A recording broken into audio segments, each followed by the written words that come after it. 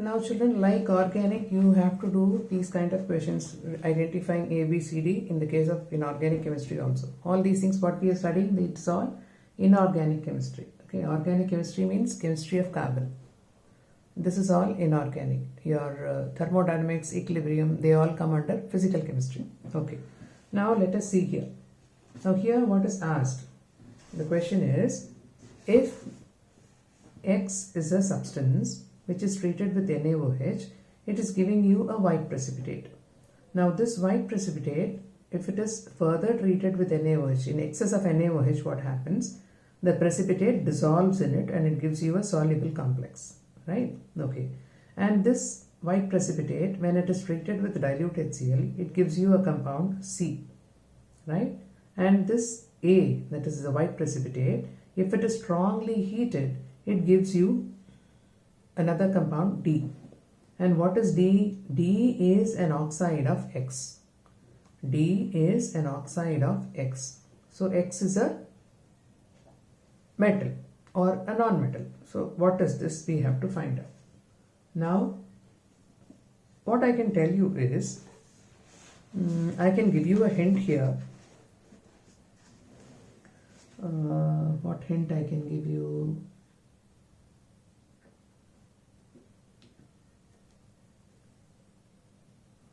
It is a metal I can give, and right, I can give you that the oxide of the metal is passive to concentrated HNO3. Now you can easily guess what is the oxide.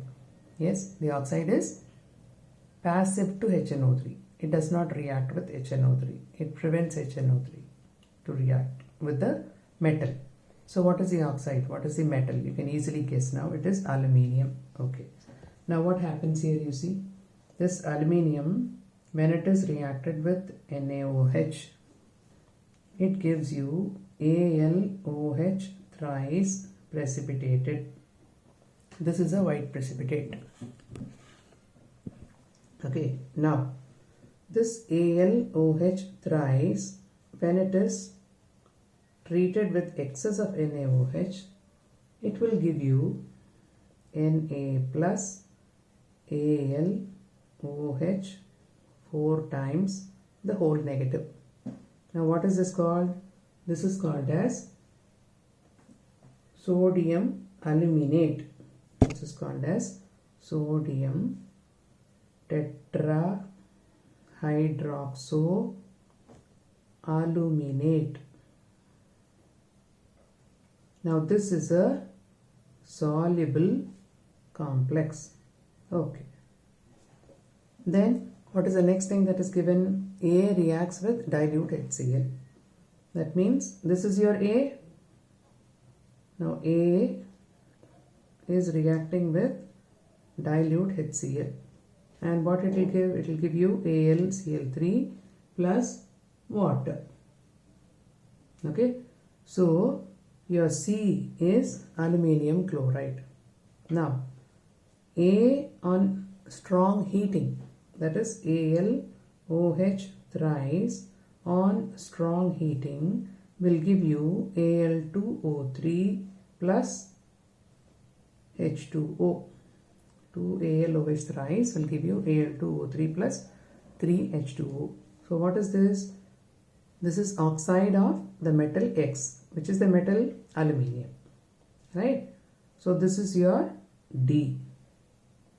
So A is AlOH thrice, B is Na plus AlOH 4 times the whole negative, then C is AlCl3 and D is Al2O3. Right? Okay. We'll see one more question of this time. Now, let us see the next question. The next question is, BF bond length in BF3 and BF4 negative, it differs. Why? BF3 में भी BF bond ही है, BF4 minus में भी BF bond ही है, फिर इन दोनों में difference क्यों है? Why this is only 130 picometer and why this is 143 picometer? Now BF3 is a planar molecule where B is sp2 hybridized, right? Okay. Now the vacant p orbital of boron, this I have already told you, B is having 1s2, 2s2, 2p1. So this is your 2s and 2p. You have 2 electrons here and 1 electron here. This is the ground state of boron, and boron in the excited state, 1 electron from S will move over to P. So these 3 orbitals, they will undergo hybridization, that is sp2, and this orbital will remain unhybridized. This is unhybridized. Okay.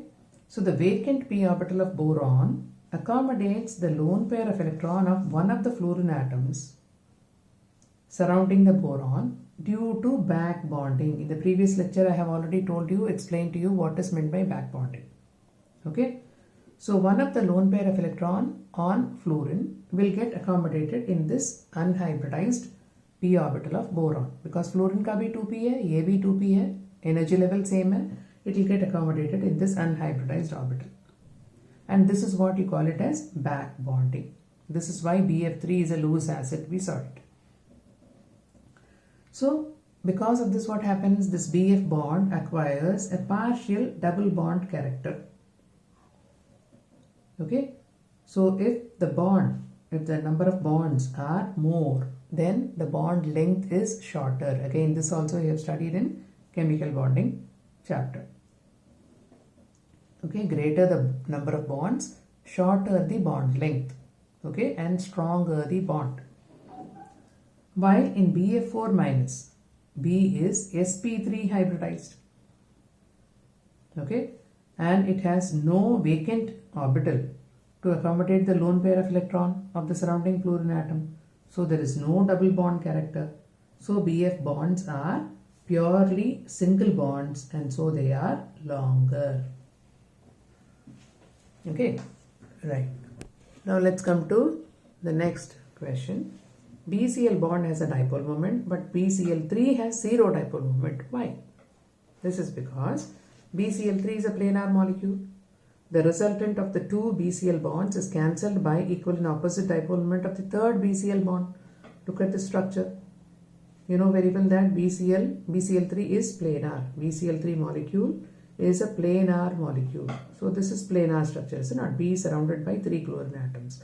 Chlorine is more electronegative, so the dipole is pointing towards a more electronegative atom. That is why you have shown like this.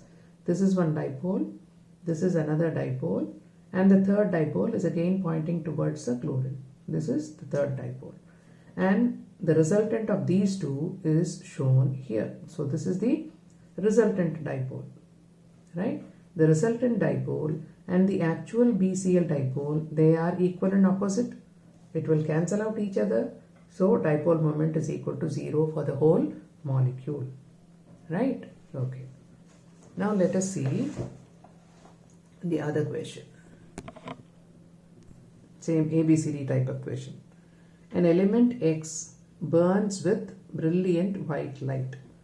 Now, brilliant white light. When I say, immediately you have to guess what is this X. This X is nothing but magnesium, right? Okay. Now when this magnesium combines with an inert gas in the atmosphere, which is the inert gas that is present in the atmosphere? Nitrogen. Nitrogen is an inert gas. That is why it is flushed into chips packet, all that you have studied last year, right? Inert gas in the atmosphere means immediately you have to think of nitrogen. Okay, so when magnesium combines with nitrogen, it will form a compound magnesium nitride, Mg3N2. Now that on hydrolysis gives a pungent gas A. Which is the pungent gas? Pungent gas is ammonia, because Mg3N2, nitrogen plus hydrolysis. So what is the gas that can come out of it? It is only ammonia, which is pungent. And a compound C. What is the other compound? I'll show you the equations. which will turn red litmus blue. That means C is a base. Base turns red litmus blue. This you know it, right? And then this A, this pungent gas, on treatment with HCl gives dense white fumes of another substance D. What it is. So this is what you have to say. Now let me show you the answer. I told you the one which is burning in oxygen, that is Mg. So Mg plus O2 gives MgO, is it not? This is a combustion reaction where this magnesium burns with a brilliant white light. Okay. Now this magnesium is reacting with inert gas of the atmosphere. This will form Mg3N2. It will form this. Now this Mg3N2 will undergo hydrolysis to give you MgOH twice plus NH3. So this is your pungent gas. It has a pungent odor. And this is a base. So this will turn, base turns red litmus blue. This you know it. Now this ammonia, when it is brought near HCl, it will form dense white fumes of ammonium chloride. You have studied in chloride test. You dip a glass rod dipped in ammonium hydroxide, bring it near the test tube, which is from where HCl gas is coming out. It will form dense white fumes of ammonium chloride, right? So this is the sequence of reaction, these three reactions.